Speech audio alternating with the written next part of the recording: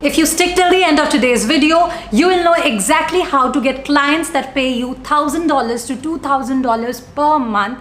And with a single client like this, you actually don't even need a job. With 3 to 5 clients like this, you will have a full-fledged business that earns you about $1 crore in a year if you play your cards right.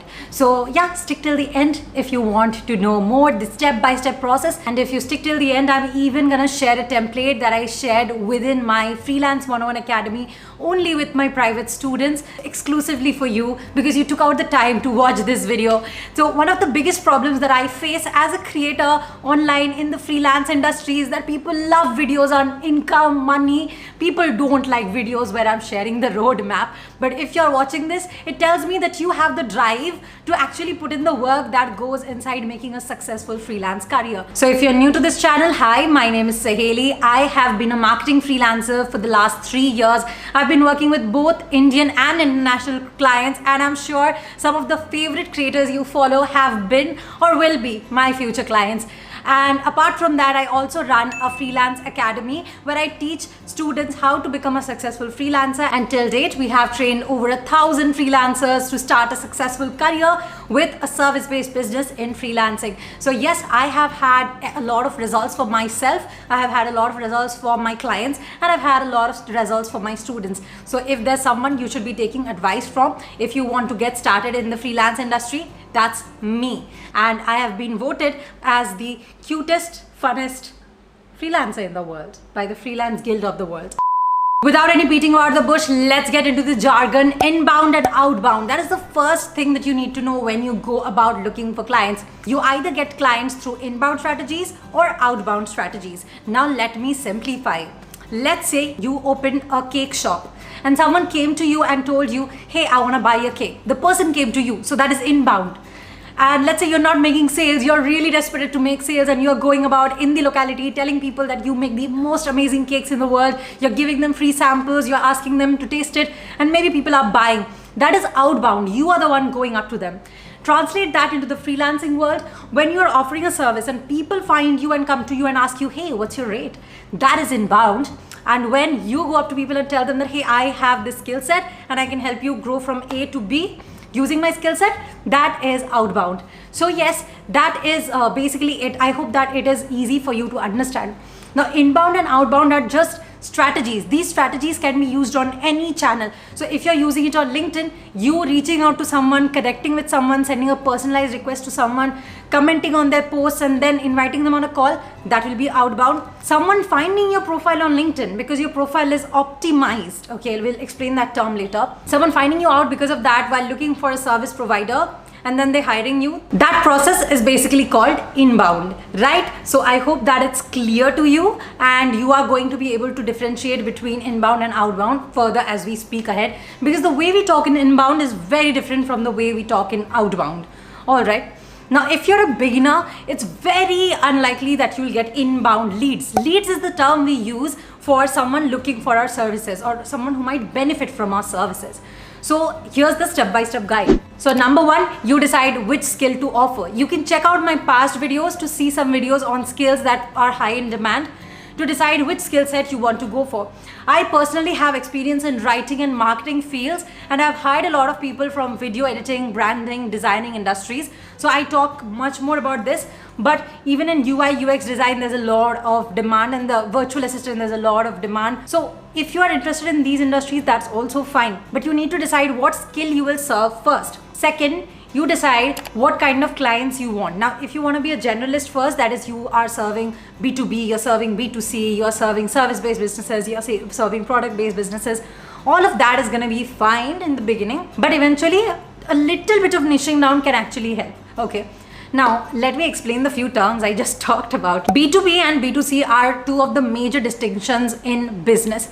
B2B is a business that serves a business. For example, my service as an agency is towards business owners. I do their marketing to make sales for them. All right. So this is B2B. I'm a business. I'm a marketing agency. I'm doing their marketing, thus helping them sell their products. So B2B. One of my clients is a therapist, and she has a membership for people, for women specifically, who have high functioning anxiety. all right?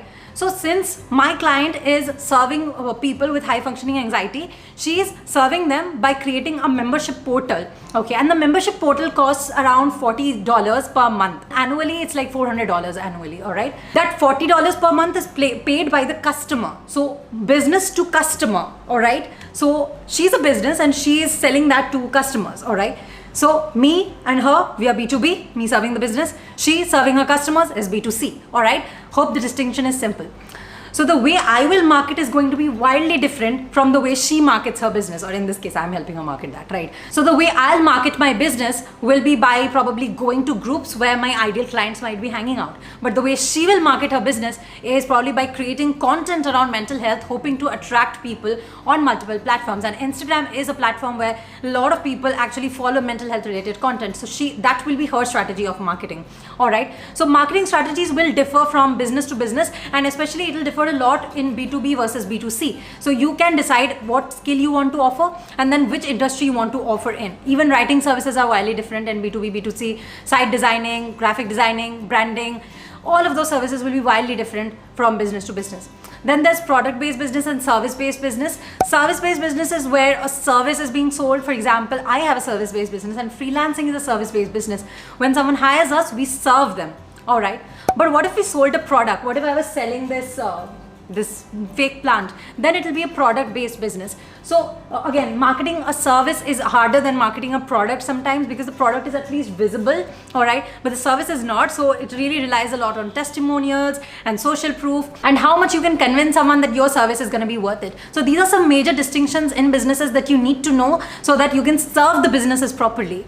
Once you've decided who you want to serve with what skill set, you need to start reaching out to people, all right? Now, you can be an absolute beginner with no sample works, no portfolio. In that case, build a portfolio. My video on a portfolio is going to be linked up there. Once you've built your portfolio, you need to start looking for clients.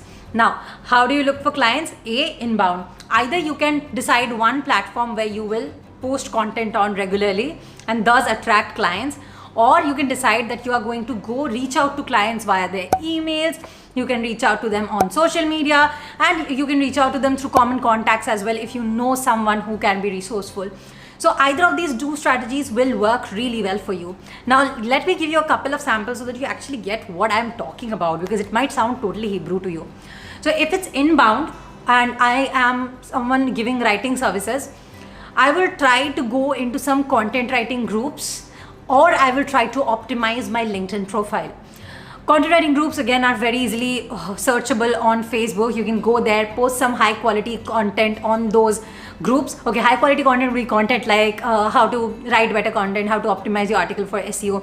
You can quickly Google the top queries of any industry on Answer the Public or Quora and make content piece around that, and that would be a high quality content very easily. So you can do that to create some pieces of content and publish that in a public place like a group or a forum, and a lot of times you will get clients through that process. Or if you want to attract them through social media, LinkedIn specifically, then a very good way to get clients is optimizing your profile. Optimization is nothing but using your keywords. So in this case, let's say you are a copywriter, you will repeat the word copywriter throughout your profile very organically, very naturally, so that when someone presses those keywords into the search bar, the social media platform knows that you should be shown to them, all right? So you appear in top results, and that looks very beautiful. And again, people find you that way, they come to you that way. This method works so well that some of my students actually applied this even before they made a portfolio, God knows why. And then they got clients, and the problem was that the clients wanted to see their portfolio, so they had to rush making their portfolio.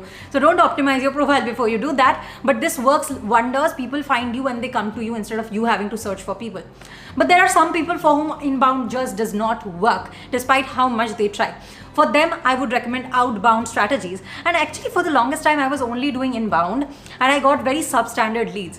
Last month, I started doing outbound and I got some very good quality clients. One of them is a brand from a Shark Tank judge. I'm not gonna be able to name the brand because it's confidential, but it's a big deal for me. And I am so happy that I got the opportunity, and mainly I got that because of Outbound. So yeah, what is Outbound? Outbound is when you go reach out to someone from a certain agency or a certain company and you tell them that, hey, I've been following your work and I'd love to be of value to you, or I'd love to talk to you and learn how I can help you with my skills.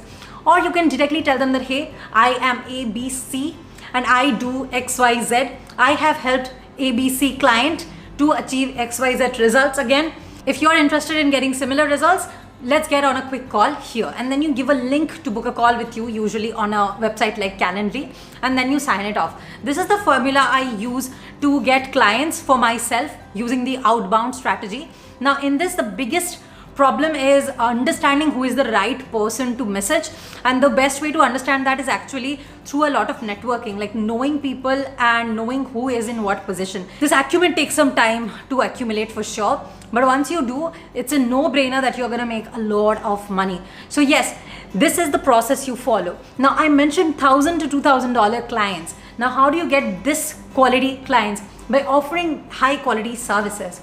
In the next video, I am going to talk about high quality services and how you can package your services at $1,000 and $2,000 per month. But first, I felt the need to actually make this video so that you can approach the clients right. And once you know how to approach, who to approach, you've made your portfolio, you know exactly what kind of services to offer them to get paid this kind of money. So stay tuned for the next video. And if you find this video helpful, make sure that you leave a comment below. Make sure that you're subscribed to Saheli Chatterjee here for regular freelancing content. I'm much more active on Instagram and I'm much more fun on Instagram. So make sure you follow me there. And yeah, till then, toodles.